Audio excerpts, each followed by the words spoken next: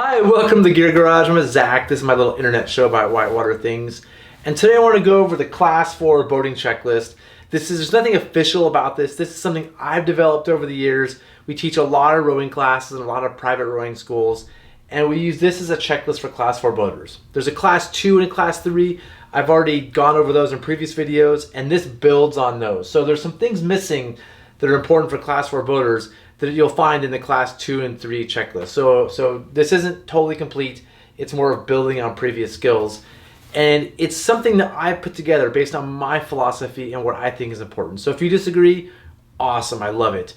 Let me know in the comment section so I can maybe learn from your experience, which helps me. And this is something I've iterated. Every year I make this list and list better based on discussions I have with friends and online and that kind of thing. So I'm always working to make this better all the time. And so like if you're looking at this, right now it's 2020, if you find this in 2029, it will probably look radically different than it does now. But hopefully the same ideas are there.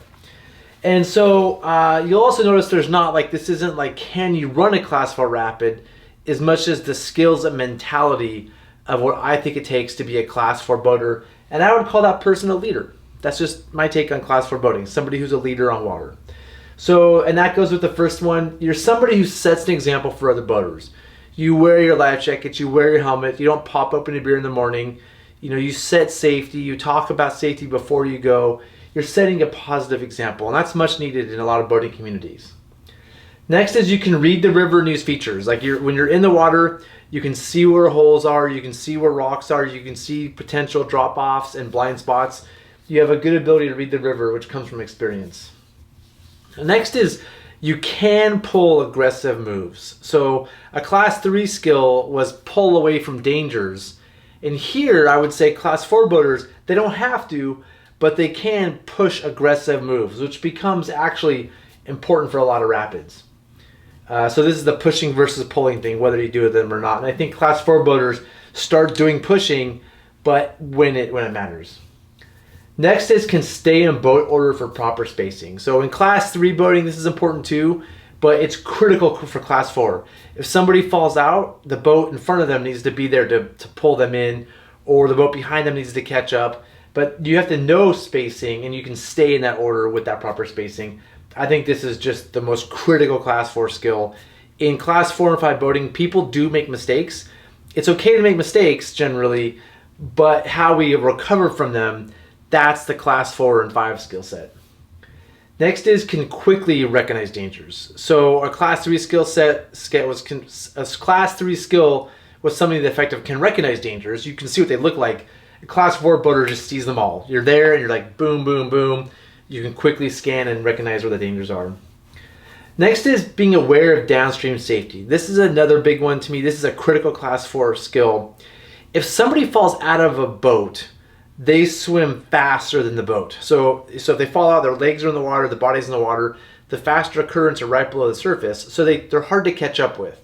And so I'm always concerned if somebody falls out of the first boat, how can somebody catch them and help with the rescue? This is something I'm always thinking about on the water. I'm always thinking about the first boat. Is there a boat right behind them that could help them with the rescue? Is there a safety kayaker that can catch up and get that person?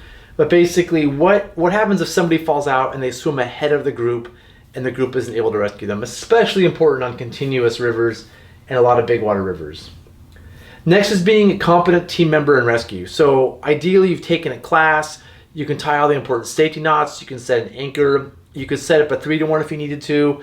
You know there's different techniques for pulling boats that are unstuck. You understand how to set up a tension diagonal, that you can basically, you don't have to lead a team necessarily, but you certainly can be a useful member in some sort of rescue situation. Next is expert with a throw bag. You know, this isn't just I used it a bunch and I'm pretty good with it. This is you're a ninja with a throw bag. When somebody's swimming, you're ready just to bag them and be that person. Or if a boat's stuck, you can get that rope out to a boat pretty accurately without us spending an hour there getting a boat out while people are shivering and people are getting cold. Next is understand how raps occur and how to avoid them. So this is basically just a pretty thorough understanding of raps and knowing that you basically don't want to hit rock sideways and which ones you can and can't hit sideways. Next is you can reflip and get back in your boat. So a class 3 skill was that you've at least reflipped once.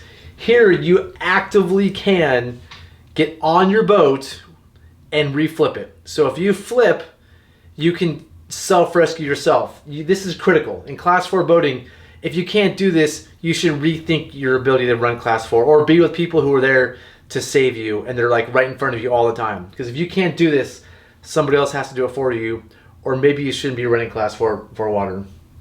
And that goes along with being physically fit and a strong swimmer. Like if you fall out, you need to be aggressively able to perform your own self-rescue and get back on that upside down boat, or be physically fit enough to help somebody else. You need to be able to catch a tough eddy, pull them back in, row a heavy boat. Physical fitness is huge here. If you're not physically fit, again, you should rethink your interest in being a class 4 boater and above. And unfortunately, that's just like, I hate to, it's just the reality. Next is a master of equipment. You just totally understand your gear and probably your friend's gear. If they have different valves on their boats or different frames or whatever it is, a different material that has to be repaired. But you definitely want to be a master of your equipment. If anything goes wrong, you can deal with it. And the last thing, I feel like class 3 boaters bring group safety and first aid gear. So a class 3 boater, the first thing we talked about was having your own personal rescue equipment, the stuff that's on you that you have ready to use to do some sort of rescue thing. Here a class 4 boater thinks about the whole group. Maybe brings a static line, maybe brings a couple pulleys in a bag, has a first aid kit, but a class 4 boater as the leader thinks about safety gear for the entire group. And maybe they don't have to maybe bring it, but they have to have it and then make sure somebody has it in the group and think about where it's best placed. But ideally, they bring that stuff with them. So that's my class 4 skills checklist. I hope you enjoyed it. If you did, awesome. Hit the little plus like thing at the bottom. I'd appreciate it. If you don't hit the negative thumbs down. Well, you should just do that. But also you could just tell me. Be like, hey, Zach, I've read your checklist. I think you could rewrite this one like that, or I think you could add something. This is not something that is like set in stone. It's not a tablet. This is my best attempt to express what I feel is important in class 4 boaters. And so I'm always up for learning and changing my ways. And like I said, this will always be changing. This is just what it looks like in 2020. So thanks for joining me. If you're a regular listener, don't forget to subscribe down there. It helps me get more people seeing the channel, which I'm getting pretty excited about. And yeah, thanks for joining me. See you next time.